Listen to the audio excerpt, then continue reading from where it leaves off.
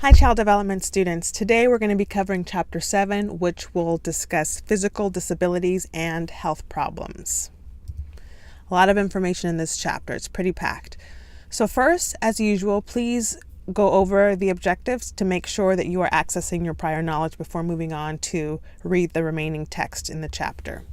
First objective, define and give examples of physical disabilities. So think about what are some physical disabilities that you are already aware of? How would you define those? What are some examples of those physical disabilities?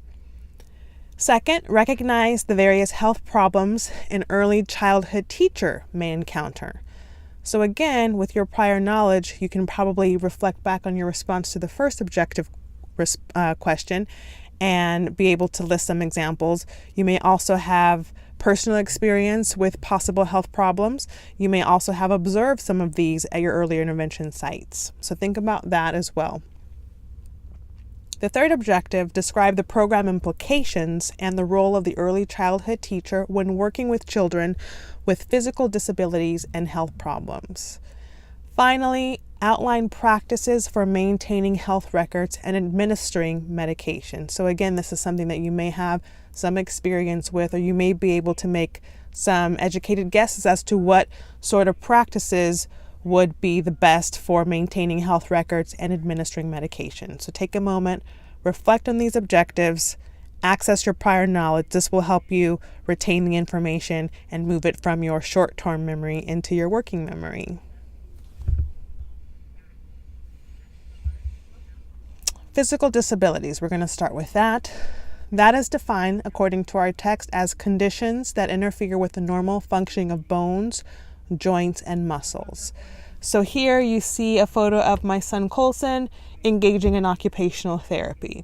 And what she's doing is she's doing joint compressions, which is a way to help provide input to his joints because he has hypotonia, which we'll talk about later in the chapter, which is low muscle tones. That's to help give him input and to stimulate his sensory input so that he'll be able to hopefully bear weight and facilitate some movements. More physical disabilities discussed in this chapter. One is cerebral palsy. That is a neurological disorder that results in a lack of control of muscle movement. So some symptoms or characteristics might include spasticity. Spasticity is when the muscles are spastic. They do not contract and flex as they should. So it often may result in what we would just describe as stiff muscles. And on the other side, we have hypotonicity. That is when the muscles are floppy.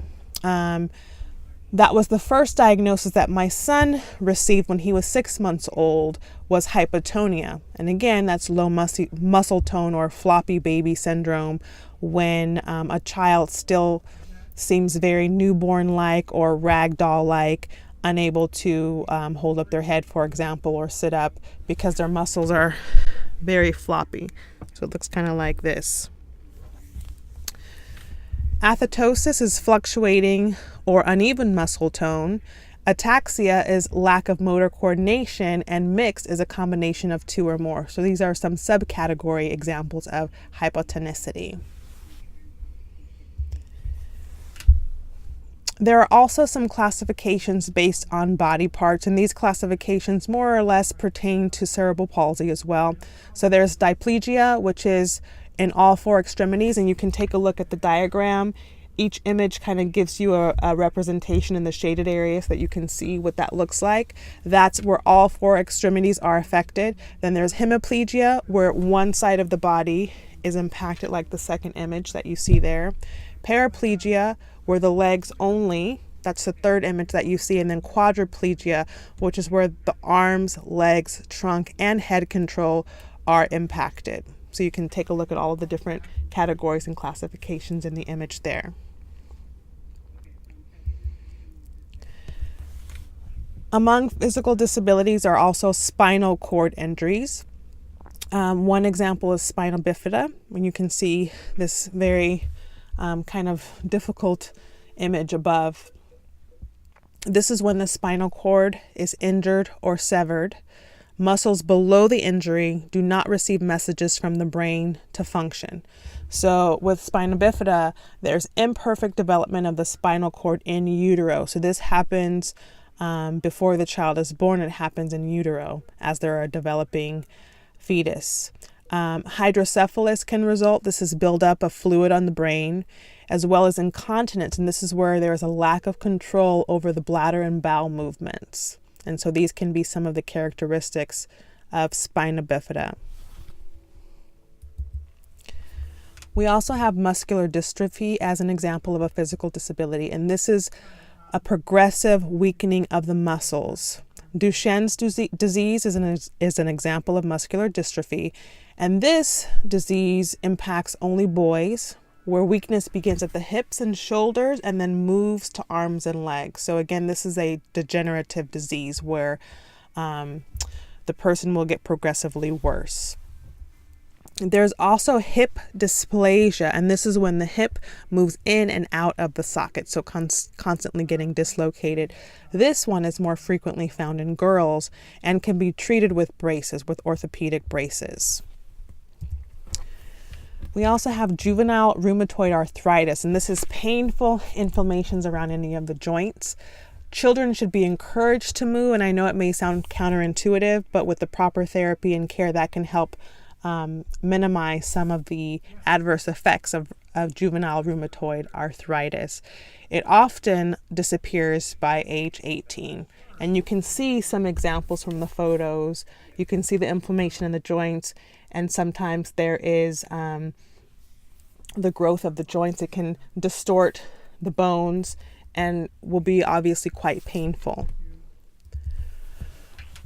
What are some implications in programs? So it's a team effort when you have a child with physical disabilities. So you might have a team that includes physical therapists, occupational therapists. If there are language or hearing problems, speech and language pathologists and audiologists may be able to assist and be part of the team.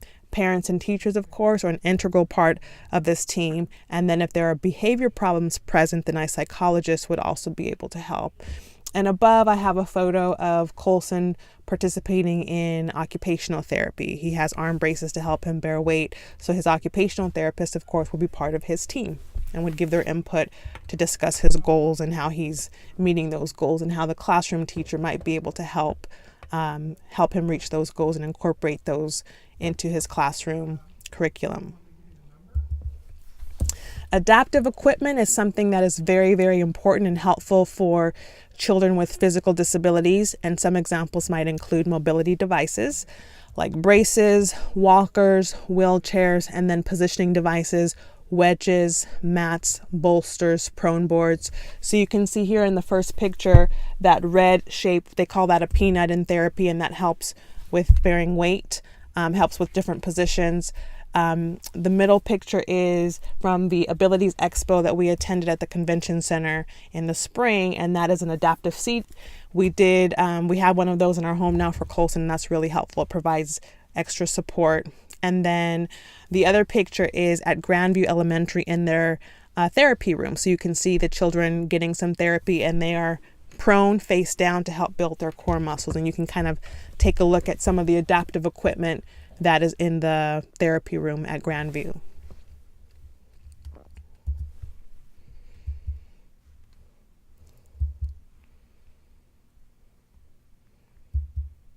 Some other examples of adaptive equipment. You can see my son through the years.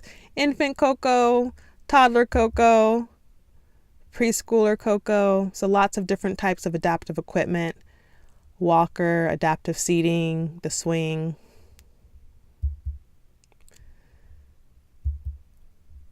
Awesome. Walk down memory lane. Also, we have adapting materials for children with physical disabilities, and that would include Universal Design for Learning. For short, we often refer to it as UDL. And this, I think, is an amazing concept. So this is recognizing that a one-size-fits-all approach to education doesn't work. And I think one of the important approaches to UDL is that rather than waiting to discover that there are adaptations needed and trying to make adaptations to an already existing environment. The idea with UDL is that we have to anticipate that we are going to have diverse needs, whether they're physical, cognitive, etc. And so we need to design from the beginning, we need to design an environment that's going to cater to and adapt to as many diverse children as possible. So it's kind of a preemptive, proactive approach to make universal design. And this comes from the world of architecture. So if you think about a home being built, so imagine purchasing a home and you're in a wheelchair and thinking about all of the different modifications that would have to be made to your home because you use a wheelchair for mobility. So the idea of universal design, for example, would be, well, let's think of all of the ways that we might be able to design a home that would be accessible to someone who used a wheelchair and someone who did not use a wheelchair. So how can we make this home universally accessible when we're designing it from the beginning, from the blueprint stages?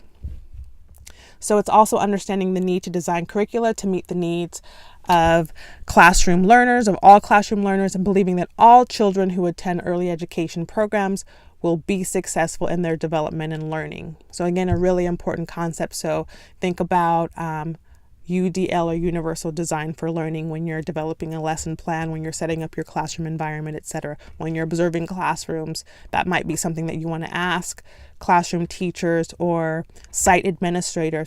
How do you incorporate UDL into your design for the environment and for curriculum?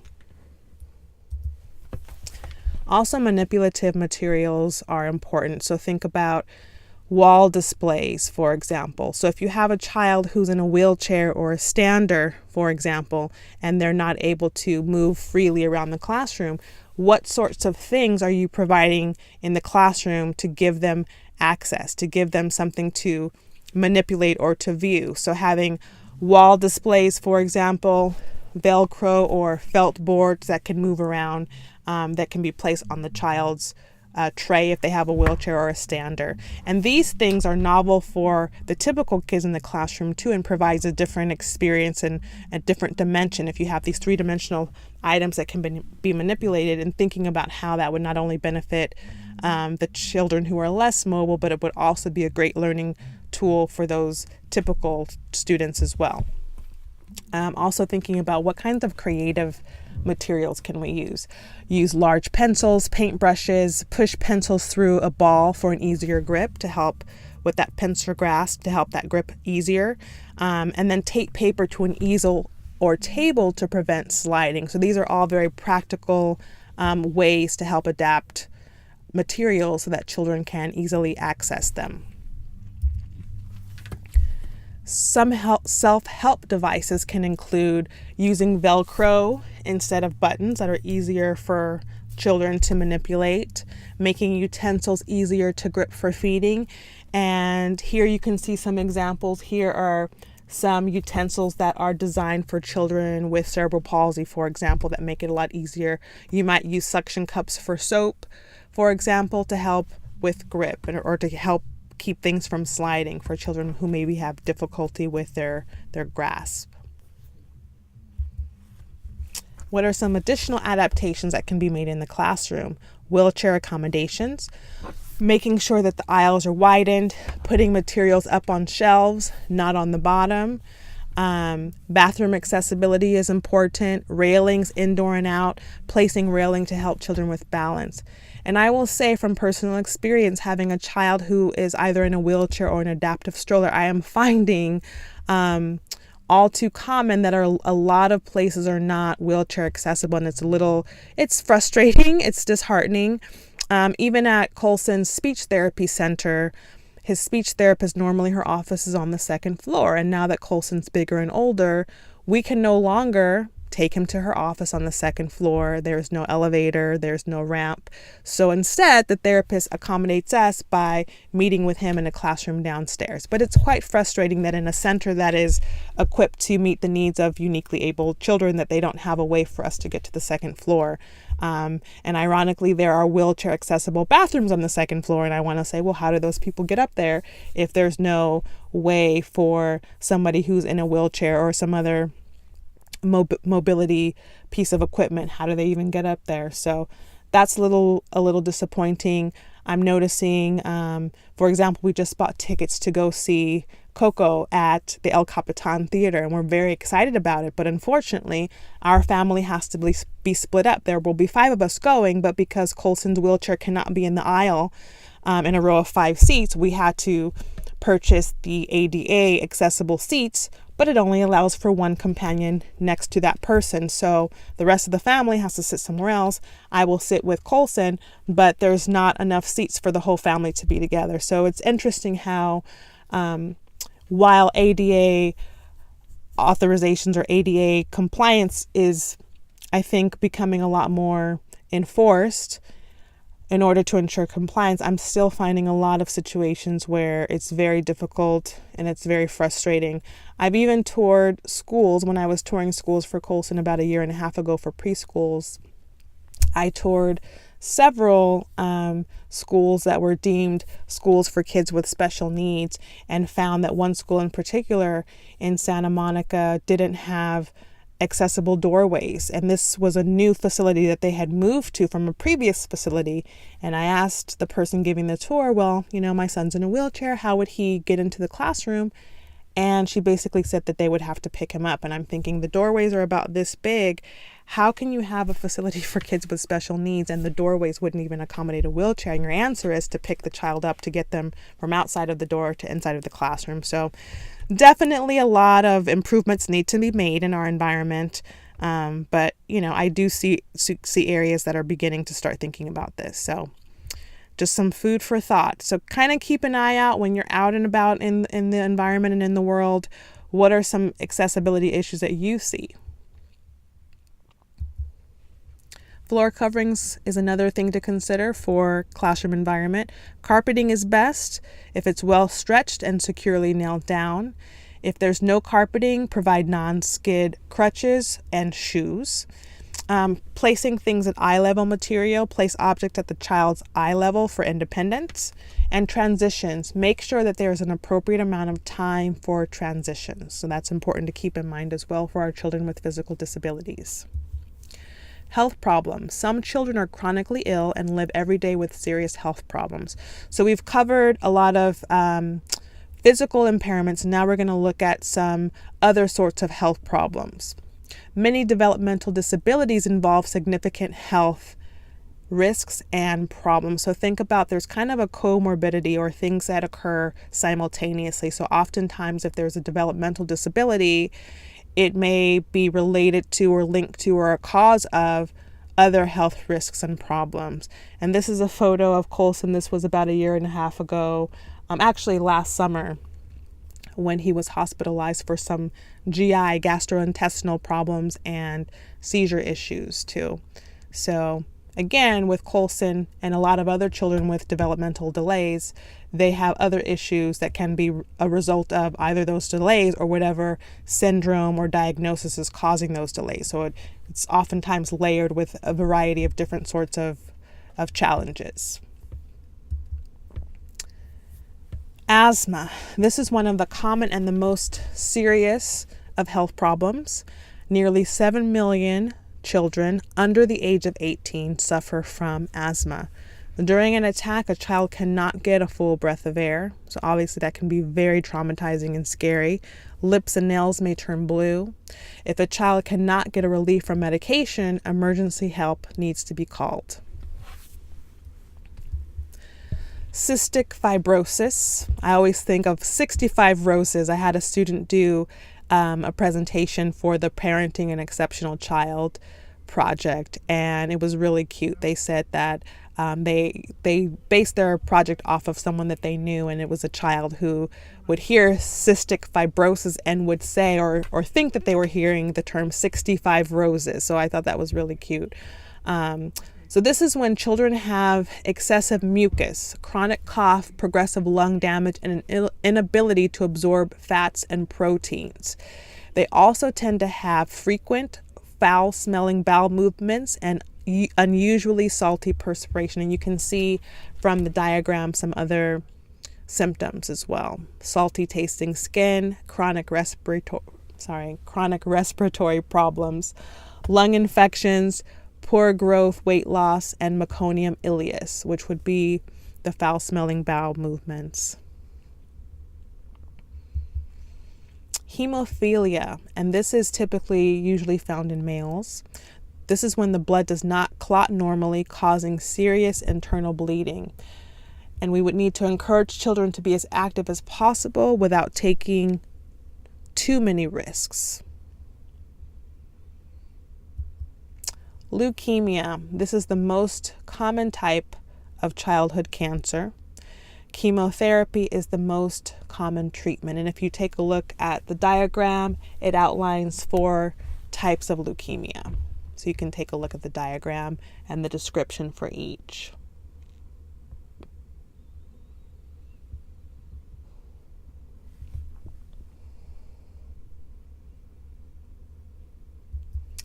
Okay, then we also have sickle cell anemia. This is an autosomal recessive disorder. This is where red blood cells are sickle in shape instead of round, making it difficult for them to pass through the bloodstream. One symptom is overall fatigue. That's one of the main chronic problems, and it is found only in African American children. So you'll notice that some health problems are prevalent in a specific gender, a specific ethnicity, etc. The text also talks about heart problems. Children with heart problems should be encouraged to move, but should not participate in anything too physically demanding. We need to monitor their skin color. For a blue tone, that would be a symptom that there's an issue. Let the children tell you when they are too tired to continue. So follow the child's lead. They know if the physical activity is too strenuous or rigorous. So please listen to the child when they tell you that they're too tired to participate in an activity. Diabetes. This is another prevalent health concern in children. This is when the body does not produce or properly use insulin. Insulin is a hormone that is needed to convert sugar, starches, and other food into energy needed for daily life. There are 2 types of diabetes, type 1 and type 2. So with type 1 diabetes, that's caused by an autoimmune disorder. And this is when the body does not make enough beta cells to fight off infections.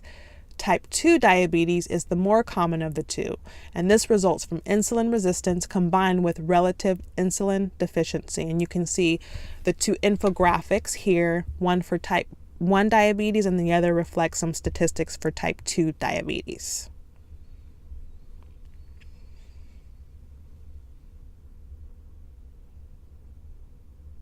So pretty interesting and sometimes startling statistics here in these infographics.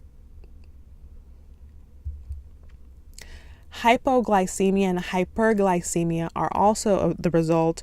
With hypoglycemia, it's at excessively low levels of sugar in the blood. And then conversely, hyperglycemia is too much sugar in the blood. When in doubt, give a form of sugar. Regulate food intake, monitor activity levels, and watch for changes in behavior. Oftentimes, somebody with hypoglycemia will feel very weak and faint and disoriented, maybe cranky or hangry because they need nutrients. So again, follow the lead of the child if they suffer from hypo or hyperglycemia. Seizure disorders, something that I know way too much about, unfortunately. Epilepsy is a form of a seizure disorder. Epilepsy is usually diagnosed when there is more than one seizure that occurs. There are different types of seizures. There are febrile seizures, and those are brought on by a fast rising fever. So I know a lot of children who have seizures that are brought on by a very high fever. So those would be febrile fevers. Those are typically a little bit easier to handle, and those typically don't fall under the category of epilepsy if they only occur with a high fever. There's also generalized tonic-clonic seizures, which were formerly referred to as grand mal seizures, and this is the violent shaking and jerking. Absence seizures. I thought it was absence, but doctors would tell me that it's pronounced absence. So I will convey that pronunciation, absence seizures, or petit mal. Petit mal was the former reference for those absence seizures. And that is a momentary loss of consciousness, often accused of daydreaming. There's usually repetitive motion, such as eyes fluttering, biting. One of my best friends all throughout elementary, middle school would have absence seizures. We would call it spacing out, and she would do this. So she would chew on her cheek, eyes would flutter, and then we would know, and then she would come out of it. She'd be a little disoriented for a minute, and then she would be able to continue whatever it was that she was doing. So Colson's very first seizure was an absence seizure, and I had no idea what it was at the time, but I knew something was severely wrong. He got really stiff, kind of stared into the distance, lips turned blue, and then after that he collapsed. So we immediately took him to the emergency room and found out that it was an absence seizure, and after that he didn't have a seizure for 2 weeks. And then after that, he had at school, when he was in the UCLA early intervention program, he had 4 seizures in a 2-hour period, and immediately they put him on medication. And from there, the seizures kind of spiraled out of control, and he's had multiple different types of seizures, from grand mal, infantile spasms, atonic, myoclonic seizures. So he's had a plethora of seizures, unfortunately. Yeah, they can be very, very difficult. But make sure that if you have children with epilepsy in your classroom, that you understand the different ways to help and to make sure that they're safe. There are also partial psychomotor seizures. These appear like tantrums. The child is unaware of their behavior, and it can become stereotypic for that child.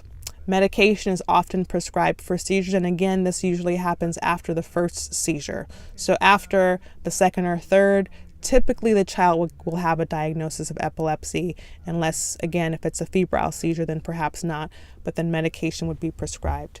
So again, as a teacher, and you can refer to page 161 for some additional tips, be aware of what to do during a seizure. Remain calm, cushion the child's head, remove sharp objects, do not put anything in the child's mouth. And again, it depends on what types of seizures the child has that might determine the best course of action. So just make sure that you know the types of seizures and what the protocol is. Most schools require, I would imagine all schools, require a seizure protocol, that if a child is enrolled, there has to be specific, clear instructions from their physician that indicates what the school would need to do in order to make the child safe in the event that they do have a seizure at school. Other health problems include AIDS, which stands for Acquired Immune Deficiency Syndrome. It's caused by HIV. It attacks the healthy immune system, leaving a person vulnerable to illness. It can be contracted through sexual contact, blood-to-blood contact, including blood transfusions and infections. An infected mother can pass it to her child.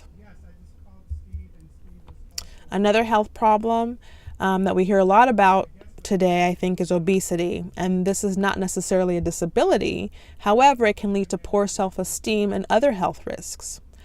A child's caloric intake exceeds caloric loss through exercise, and that basically is what leads to obesity.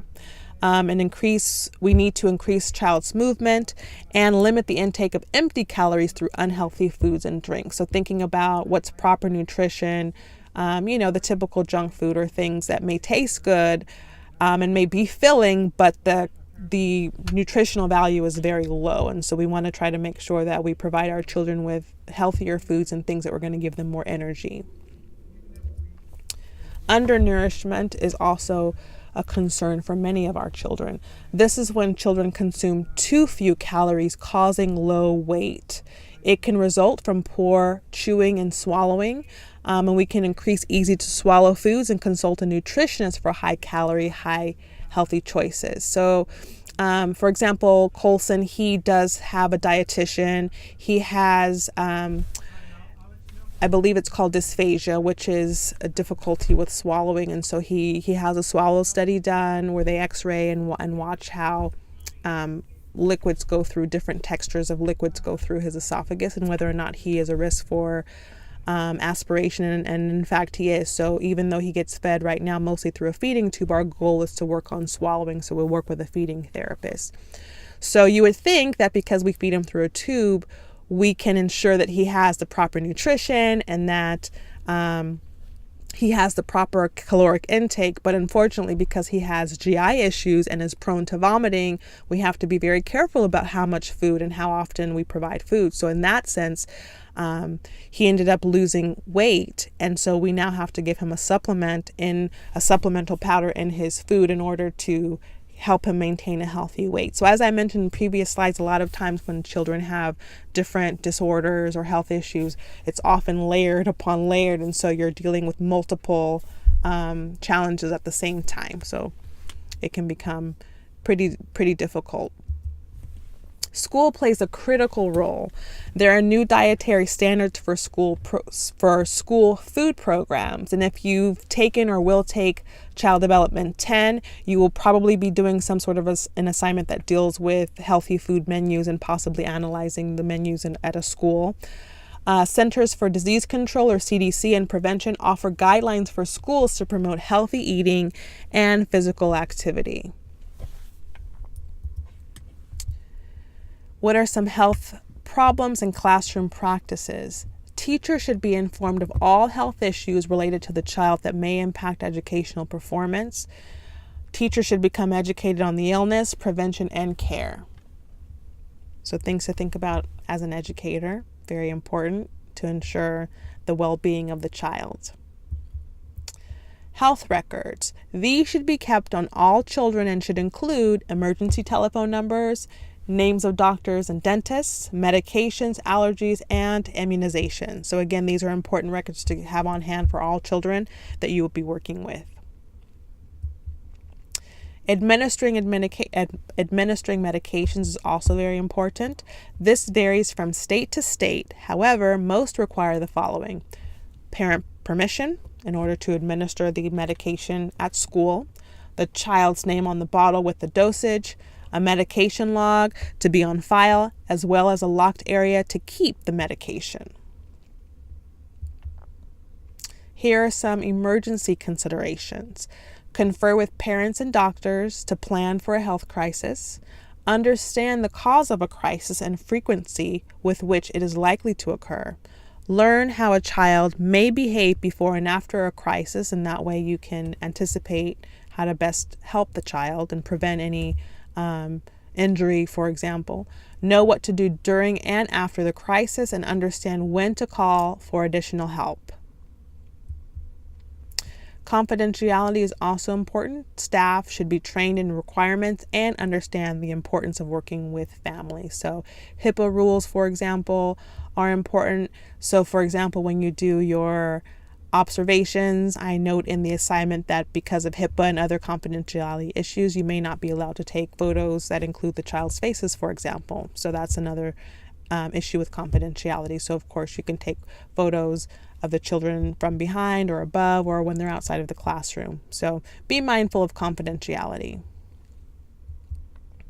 So let's come back to our objectives. We've gone through this chapter, lots of information here. So think about now how you can add to your prior understanding of these different objectives. First, define and give examples of physical disabilities. So while you may had some examples in the beginning, hopefully you've added and you can now elaborate on those examples as well. Recognize the various health problems an early childhood teacher may encounter. So again, you probably have a lot more to add to your prior knowledge list. Describe the program implications and the role of the early childhood teacher when working with children with physical disabilities and health problems. And finally, outline practices for maintaining health records and administering medication. So, lots of information. Go back and revisit some of these objectives. Go back through the text, review your notes, and we'll see you next time. Thank you, students.